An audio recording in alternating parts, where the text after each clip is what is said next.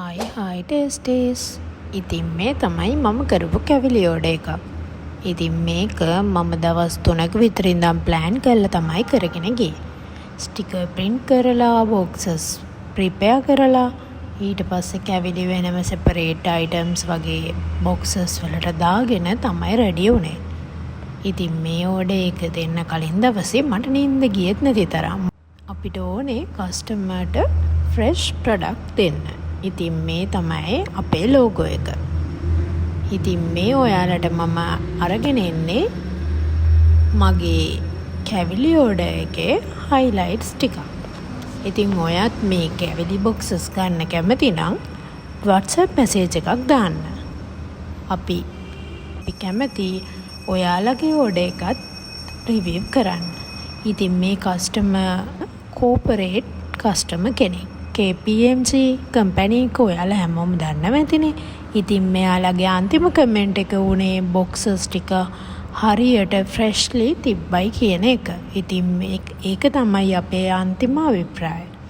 ඉතින් ඔයාලගෙත් මේ වගේ කැවිලි orders, table requirements, catering service, hoppers and koto station මේ වගේ requirement මොන හරි තියෙනවා නම් අපේ WhatsApp එකට ඇවිල්ලා message එකක් දාන්න.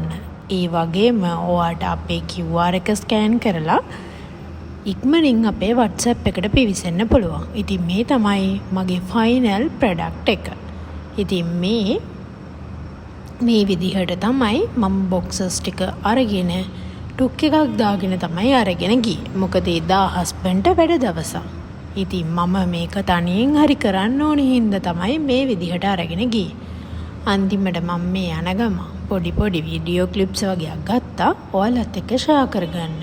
ඉතින් මේ කම්පැනි එක තිබ්බේ කොළඹ රාමඩා හෝටල් එකට එහා පැත්තේ. ඉතින් මේ යන ගමන් තමයි මම මේ පොඩි වීඩියෝස් ටික ගත්තේ.